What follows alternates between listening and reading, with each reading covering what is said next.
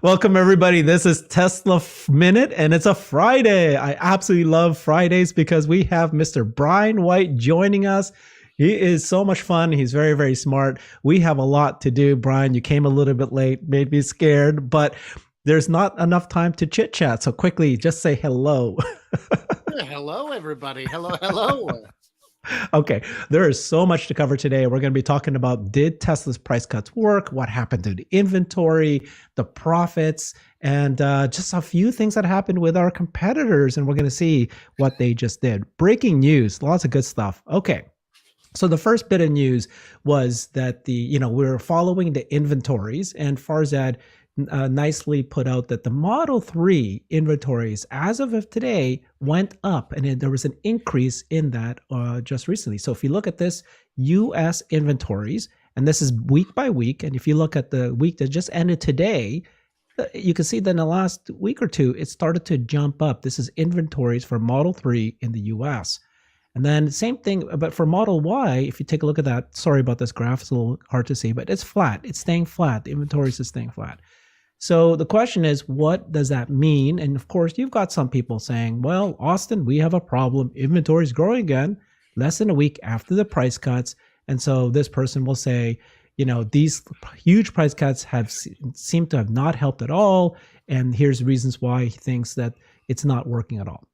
So that's a context. And before we get here, I wanted to hear what your answer is. Why do you think this is happening? Okay, so I'm not sure which parts they're drawing the numbers from. Inventory management is a whole science.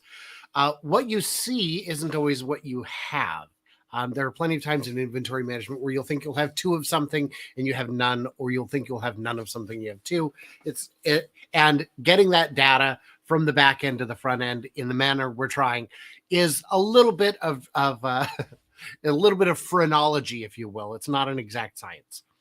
But the question is, why? So a better question is, well, you can look at the configurator and see everything they've done. Delivery time is still January or February. Why is that? How is that even possible? And the answer is, it's not. That's just what they're saying, because that's when the credit expires, as far as we know today, is at the end of February. Get your orders in. We want even if we can't deliver your custom model, we're going to try like hell. And so if there's any chance you could get it by the end of February, they're going to put it in, because even if they can't, they might be able to move you to an inventory model at the last minute. So no matter what, it's going to say January, February for as long as they can possibly make it plausible. Yeah. Okay. Fantastic. Yeah. So you can't really look at that. Let's take a look at what Jeff Lutz wrote down here. And I know this is a heavy article, so let me just go one by one. Jeff Lutz is one of the top executives for mobile phones. He was competing against Apple, and he knows very much about how management of inventory in distribution channels and factories happen. So his answer was, one, looking at the daily inventory outside of the company, the only group that knows anything about what's actually happening with inventory is the company. And looking at this daily inventory is very misleading.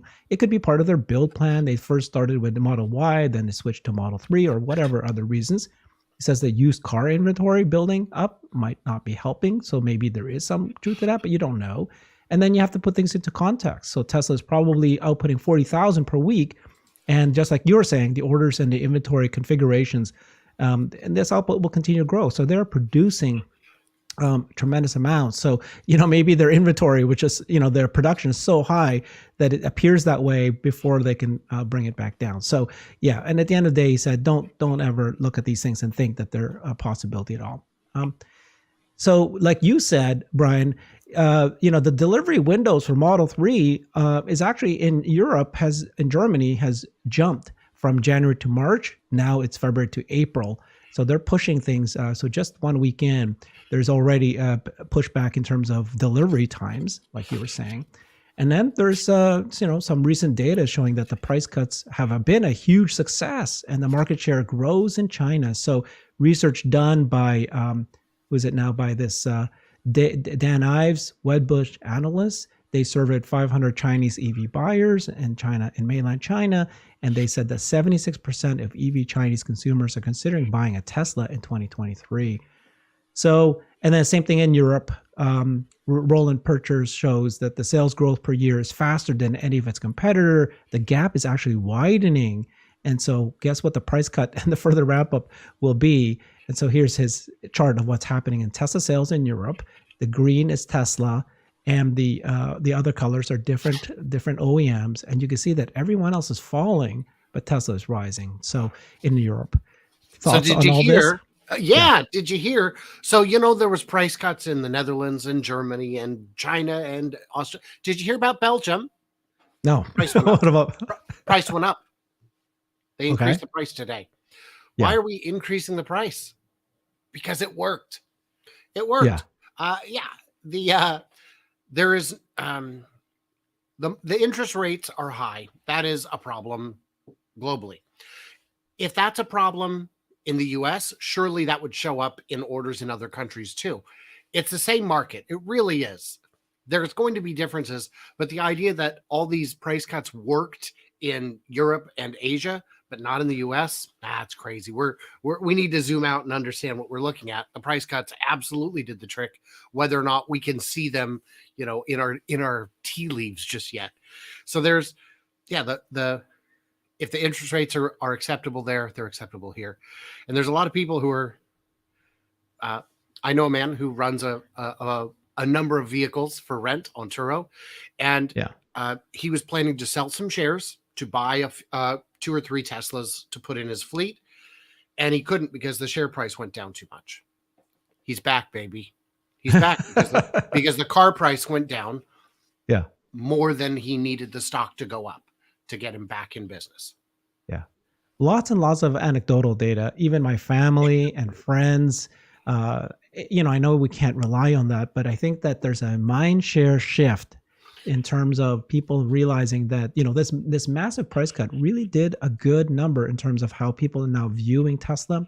It's no longer just the best car, but also a very affordable car.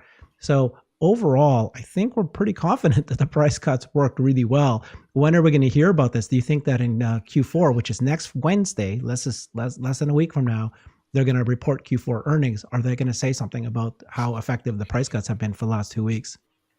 I don't expect it because I don't think we need it. I think, no one's concerned with the stock. If the stock price was getting into a territory where we were at risk of a buyout or, a hostile takeover, there would be concerns to kind of keep the stock afloat, to kind of, provide more information than you normally would. We don't really need to provide that information.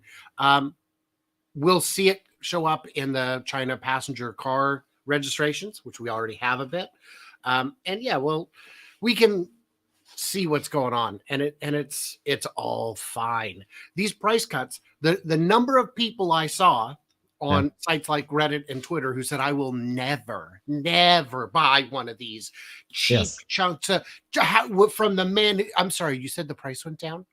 Oh, that's actually very compelling now. I will have to revisit my options. I've got a Volvo on reserve. I should probably consider. Come on, guys. Well, it's very, very compelling. Yeah, we looked at Everyone's got a price, baby. Everyone's got a price. All right. So here's the other big kind of report that came out yesterday. Let's take a look at it. And I'm actually using the chart that Steve Mark Ryan put together. So he added it. The reason why is because the original source actually had gross profit and net profit labels incorrectly. So this is the gross profit per vehicle. And you can see that Tesla is obviously significantly there at $15,000, and BYD is at $14,000 of gross profit. But when you take a look at the net profit, Tesla is at $9,500 of net profit per car, and everyone else is minuscule. I mean, BYD is like $1,500, and these guys are supported by the government as well. So, they're at a significant amount of debt and everything. GM has $2,000 per car. So these guys just aren't really, able to make any money. And then there's others that are losing significant amount still. even though they're considered to be major competitors of Tesla in China. But look at these guys, Xpeng and NIO are actually really far behind. What's your take in the profit analysis of profit against competitors? So there's two elements to profit, and you know how this works. There's well, what we actually show in the quarterlies, but there's the actual marginal cost to build a car. How much does it cost? If we were going to build one more car this quarter, would it really cost $40,000 to build a $42,000 Volvo or BYD or whatever? The answer is nah. I mean, there's the actual cost is a little bit less than what shows up, because what shows up covers everything, even if you're not running at capacity. Tesla's marginal cost is insanely low. The more they crank out, the more money they make. And that only works if you're actually profitable on if your marginal profit is actually positive. If it's negative, the more you make, the more money you lose, the faster you go out of business. And this week, I don't know if you saw, but Arcimoto appears to be the first domino.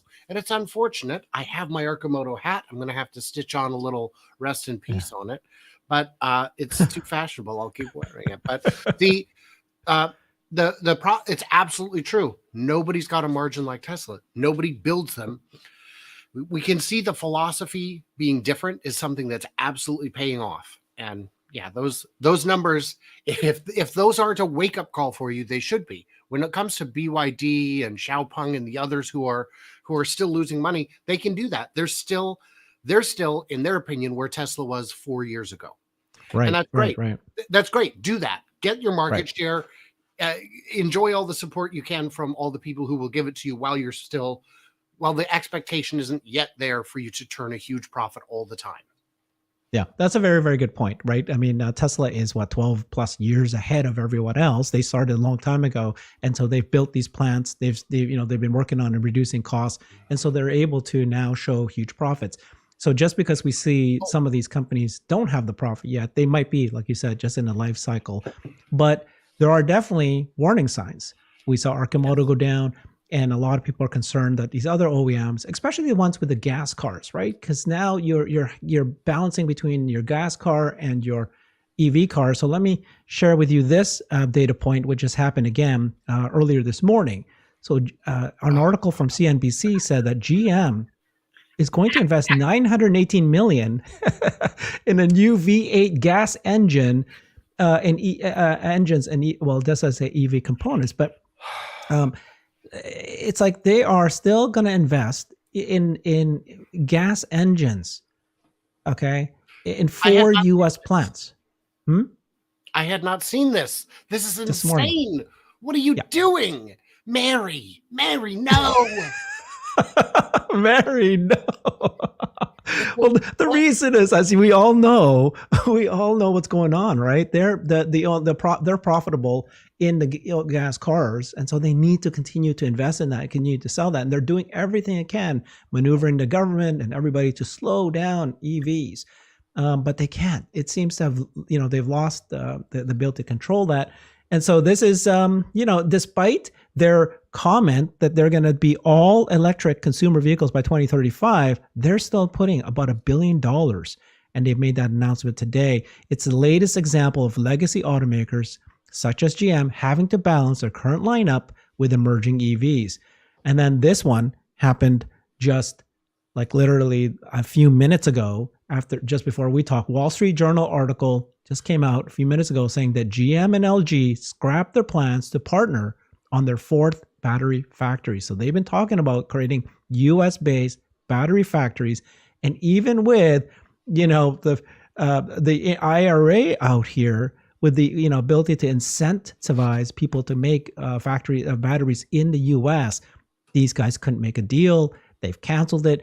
So as we said earlier, Tesla's been kind of ahead of the game with 12 years. These guys are trying to catch up, and then when something like this happens, they're even going to fall behind further. When are they finally going to create their own battery factories? And don't they need that? They absolutely. So that's the big thing is, if Tesla's margin was zero on every car today, like dead zero, they'd still have that pipeline of batteries and battery factories to get all that back end credit.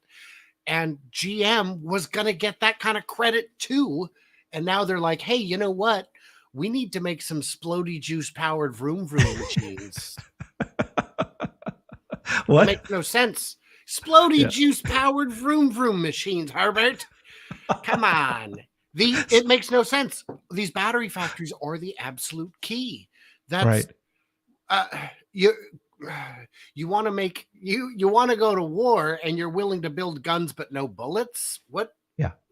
In your forecast that you've done, and a lot of Tesla analysts, they really use the battery capacity. Whoever can make the most batteries are going to win the game in the future. Do you have any comments about what you are seeing? Like, do you have supply chain knowledge about what Tesla's doing and what the competitors are doing with regards to the battery production? Yes, actually I do. That's so who do you buy, Herbert? Let's say I am Stellantis and I am hiring you as a consultant. I need batteries. Who are you going to tell me to get them from? I would assume you'd say LG or Panasonic, or you'd take Ford's approach and say, well, the big players already got their dance cards full. Let's go for number 6, number 7, SK Innovations. And we do that. You know who Tesla buys from, right? No. They buy from Panasonic. They buy from Panasonic for the Models 3 S and X. They buy from LG in Europe and in Asia. They buy from BYD for the standard range models. They buy from absolutely everyone. And if you type in the name of a big battery manufacturer and then 4680, you'll find that virtually every big company has a pilot line they're working on to build 4680s to sell to Tesla. So the answer is you buy from everyone. All the top 5 already have a relationship with Tesla in some market on some vehicle, and Tesla themselves are coming online hot. They're going to be in the top 10 any day, and the top 5 probably within a year or two. And the answer is you buy from everyone. And then your only concern is, can we get enough materials? And as you know, they're going upstream already. They're securing they hold lithium rights in Nevada or Utah. Nobody else is doing that. And it's because they're always looking forward. When Gigafactory Giga Nevada was announced and they're going to build batteries out there, I thought that was crazy. Just buy batteries, man. You don't need, we need a supply of batteries that doesn't exist. We need to buy more batteries than the entire world makes today. No, you don't. Yeah, you do. Yeah, turns out you do. And then if you flip the question and ask yourself, if you are a battery manufacturer, who are you going to sell it to? You're going to sell it to the company that has, the most highest volume of sales in electric vehicles. You're going to probably even sell it to them for multiple years contracts. You'll give them the best deals.